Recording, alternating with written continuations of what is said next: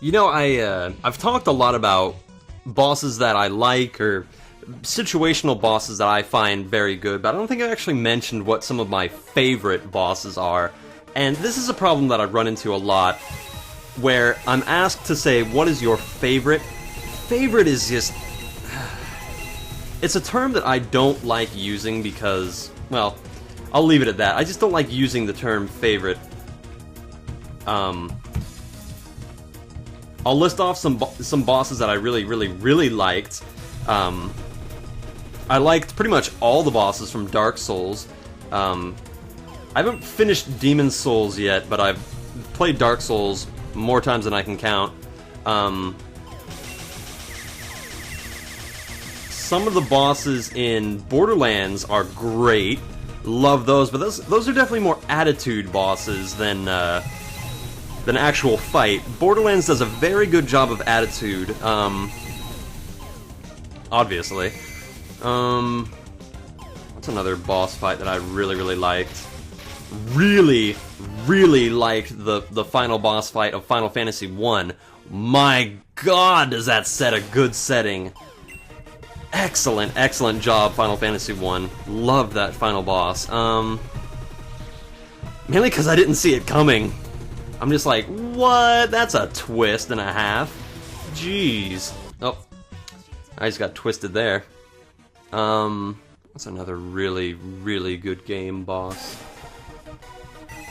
I particularly, let me try saying that again. Particularly liked the, well, I don't really know if you could call these bosses, but I liked all of the fights in Super Punch-Out for the SNES. Because that, in a way, that's nothing but boss fight after boss fight. In a way. How do you categorize a game like Super Punch-Out that has just, it's a one-on-one fight?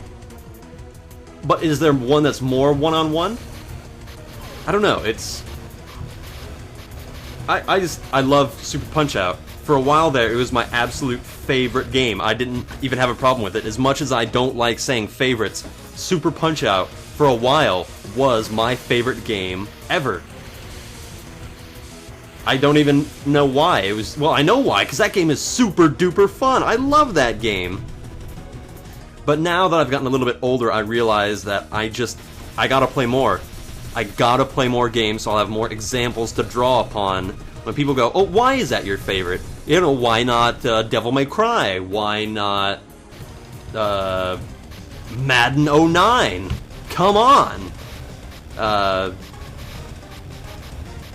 By the way, I just gotta say, maybe this is me just being a bitter gamer guy, but I find it so hilarious at my work recently. People on their iPhones getting so frustrated about iPhone games like Candy Crush or Flappy Bird or what have you. They get so frustrated with those games to the point where they almost throw their phone on the floor. And I'm just like, I'm thinking to myself, my smug little self, going, if you could see the things that I do, you are so insignificant. And I'm sure that they're difficult. I'm sure that they're frustrating. I have a terrible time with puzzle games and reflex games at times, but I'm sorry. Cry me a frickin' river.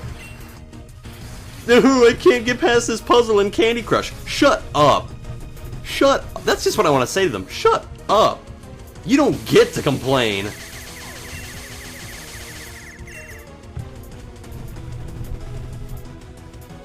You don't.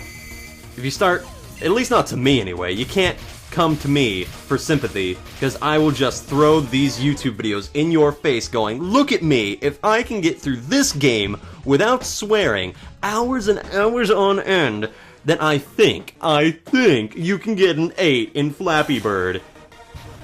God. And that's something else that I want to talk about, is getting more people into casual games that are really easy to pick up. Now, the way that I categorize casual games are the games that are so easy to pick up. Games that require no thought, no commitment. They don't require an emotional, a mental, or reflex commitment to play. At least, not to play, I'm sorry, to pick up. If you can pick up a game, somebody gives you a 3-minute instruction on how to, not even if somebody can give you a 30-second instruction on how to play the game, and you can be playing it as well as somebody who's been playing it for like a year and a half, that's a casual game. And if that's all that you play, and if you only play it like at very limited times, you're a casual gamer. There's no shame in that. There is no shame at all with being a casual gamer, because you are still a gamer, you are still contributing in your own little way. So I don't begrudge you at all. What I begrudge, what I despise, what I absolutely cannot stand is when somebody asks me, what do you do with your time? And I say, I play video games. And they give me a weird look. And I look at them. I look back at them. Or they just go, that's cool. I look at them and I go, what would you do if I took your phone away for a day? What would you do without all your little crummy social media games? Where do you get off? That is the kind of stuff I can't stand. Urgh. It doesn't happen often, but when it does happen, it seems to happen a lot at my work.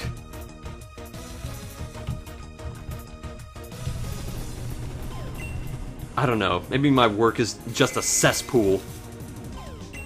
That's very likely. That's... Okay, you know what? I'm finishing this. I'm finishing this right now. Because I want to move on. I want to move on, okay? If I could have finished that right then and there, you all would have been impressed, but sadly, I don't have that resolve right now. Come on. I'm beating Missing No tonight. At least. Or I gotta talk about more games that have good bosses. What's another good game? You see, when I start getting into categorizing what's a good game and what's a good boss, I really need to do some preparatory legwork. I can't just bring it up off the fly like this. You know what I'll say? I've been meaning to talk about this series before, but I don't think I have. It's kind of in my opinion, a little bit of an underrated series, especially the later games. Well, to a degree. I don't remember this game having a lot of super duper memorable bosses, but I just gotta say, Ratchet and Clank, a very, very, very fun series, okay? The last game that I played of the Ratchet and Clank series was Deadlocked. A very big variant, or a very big jump. A very big, don't do that, okay? It's very different. There you go. It's very different from the first 3 games. I just gotta say this, right here and now. I hated the first Ratchet and Clank. The first Ratchet and Clank, I really... It's good, but if you...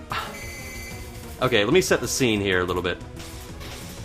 I didn't play the first Ratchet and Clank. I didn't play the Ratchet and Clank games in order, okay? I didn't. I think I played the third one first, the second one second, the fourth one third, and the first one last. It was a very... Because they don't number them. They don't number them. They're just Ratchet and Clank this, Ratchet and Clank that. And I'm just like, I don't know how to use a computer.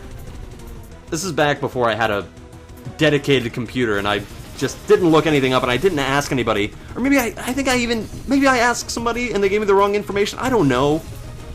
A friend got me into that series. And I'm just like, where do I start? And he's like, oh, you can start here. And I didn't know where to go. I really didn't. And because of that, I played the first Ratchet and Clank either last or second to last, very late in the game. And I hated it. Because the other games are such a vast improvement. The first game, I just get no enjoyment out of anymore. The second game, the second Ratchet and Clank, Up Your Arse... No, wait. Going Commando, I'm sorry. The second Ratchet and Clank game is Going Commando. Very good. But the third one... If you never play a single Ratchet & Clank game, play Up Your Arsenal. It is by far the best of them all. I will say that from now until eternity, and if I can beat this Gust...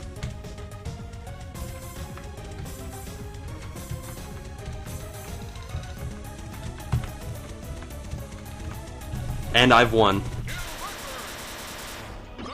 When you accept Ratchet & Clank into your life, you will obtain ultimate victory 4746.